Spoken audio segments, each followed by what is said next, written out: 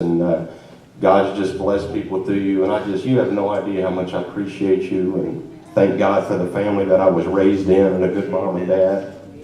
And we need to pray for my mom, because the devil's been fighting her so much, and she got up and tried to come this morning, and then, kind of got deathly sick. So we need to pray and bombard heaven that God will touch my mom. She should be here this morning, but she's not, But I love Dad with all my heart.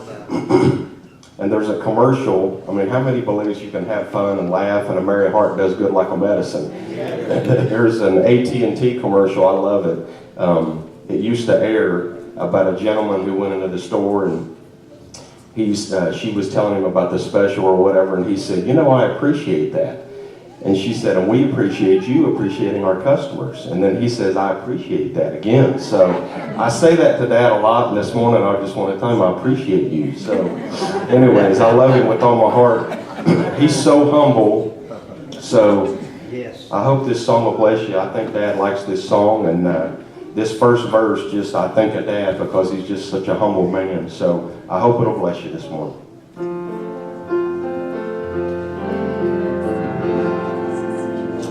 My home may not look like a castle,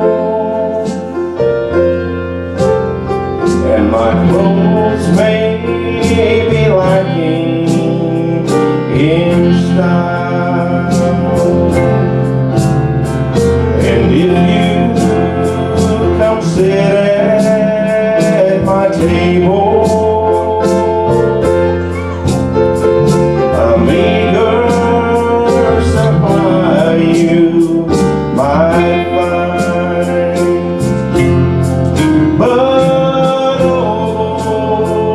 it's not what you see that makes me a king, that makes me a king.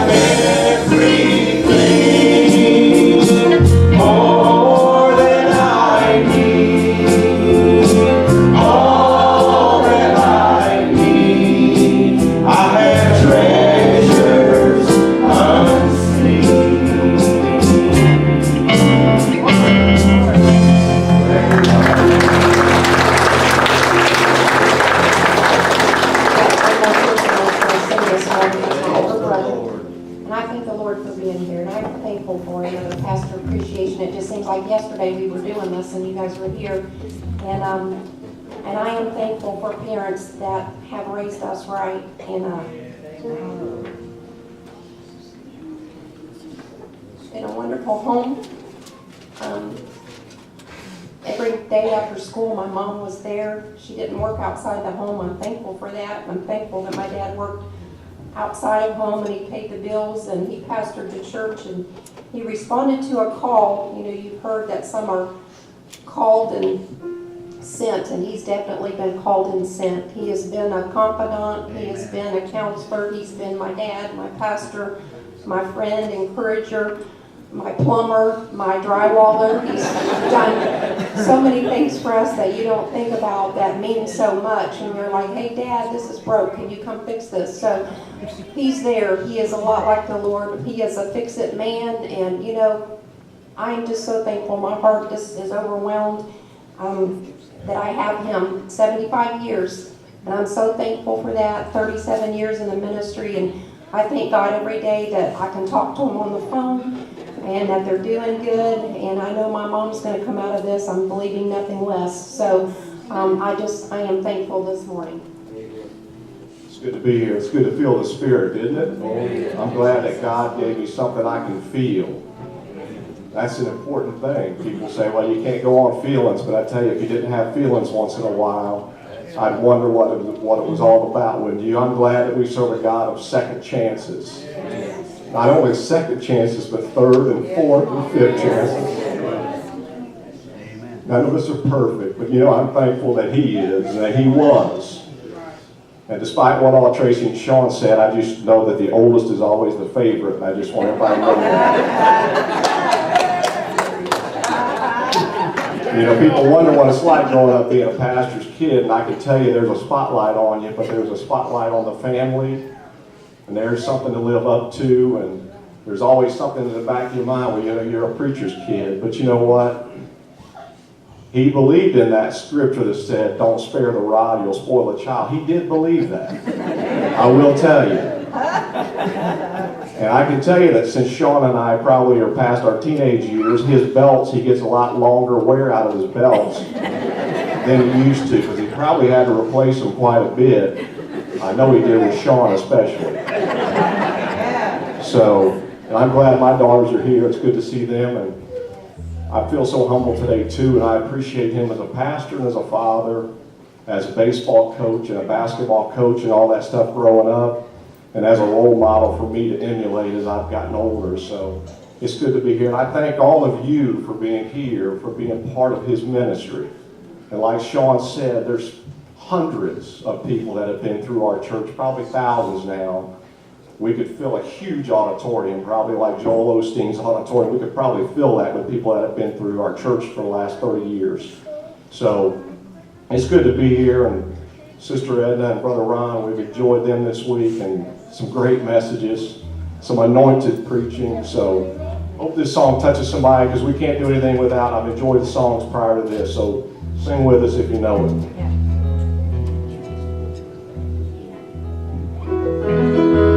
Jesus is with me when the storm clouds gather. He's standing by my side, right here on the road, holding my hand when I begin to tremble. In the winds of this world, I'm going strong. Jesus is down his children. His grace is sufficient and so. Word in the promise we can stand on.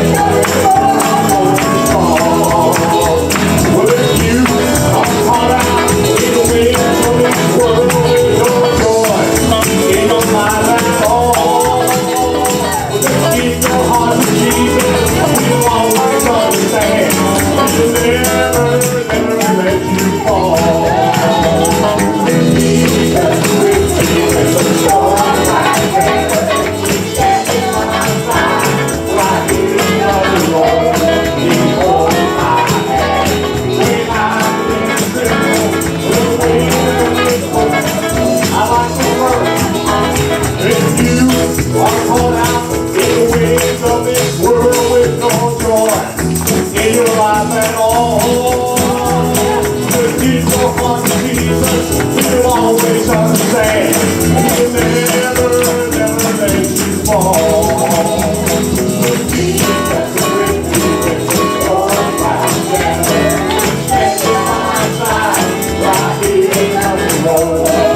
Hold my hand when I get triple.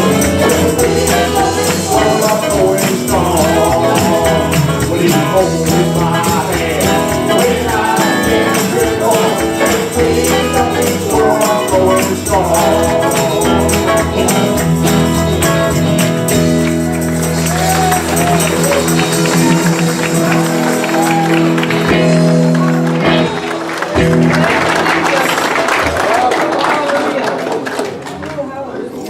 Tell you what, it's gonna cost me now, I know that. Yeah, they'll say, now Dad, this year, man, you heard what we said about you up there, it was all good. But anyhow, I appreciate my family, and appreciate most of all our church family, my good wife, okay, standing by my side all these years through all the trials, tribulations, troubles, all the ups and the downs, but in the good times, as well as the sad times and hard times, she's been there. And I thought this morning she got up and helped fix about 4 different dishes were brought out there today. Got them all fixed. I said, honey, I ain't gonna be able to make it. I can't make it. Just had to go lay down and begin to weep. And I thought, God, why? We understand. You say, well, you shouldn't question God. Well, you know what? He's my daddy. He's my father. Come on. And I hate to have a father I couldn't ask the question. That's You? exactly right. Dad, why'd you do that? One day he'll let me know, I hope. And it'll all, I keep going back to that scripture. All things work together for good to them that love the Lord. To them that are called according to his purpose. Sometimes that scripture's hard to digest. I don't know what good this will come out of this, but you know, God will make it good. The enemy means it for bad, but God means it for good. Somewhere, that message the other night, it's tell me those 2 things. It's not what's happening, it's what's going on. Yeah, it's not what's happening. Boy, that came to me just last night and this morning. It's not what's happening, but it's what's going on. What's God got going on that hadn't been revealed to me yet? That's the thing about it. But I'm so happy that you're here. We're looking forward to going down there, but right now the best time is the great word of the Lord, and I appreciate you all so much. And you wonder, maybe some of the visitors wonder why we're dressed in no ties and no suits this morning. This is old-fashioned Sunday. This happened many years ago, 20 years ago or so. And thinking about our childhood, we grew up and went to that old church on Bush's Branch, little holiness church, and the preacher preached in overalls and an old blue shirt, and boy, he'd preach a message to get to you. And I just thought, you know what, just in honor of them, of my childhood bringing up, I thought we ought to do that, one dedication that day a year. So we started the 1st October. You ought to see some pictures we have when we go downstairs to eat out in the foyer, fellowship hall. Look on the wall there on the right, and you'll see some of the original pictures back on Spring Avenue when an old guy bring his old Model T Ford there and take all the people to ride in their hats and bonnets and all that stuff they bring in. We just had an awesome time, and it got to be, that was an annual thing, and it's still going on. So it's good to just be a casual, isn't it? Just come dressed as you are.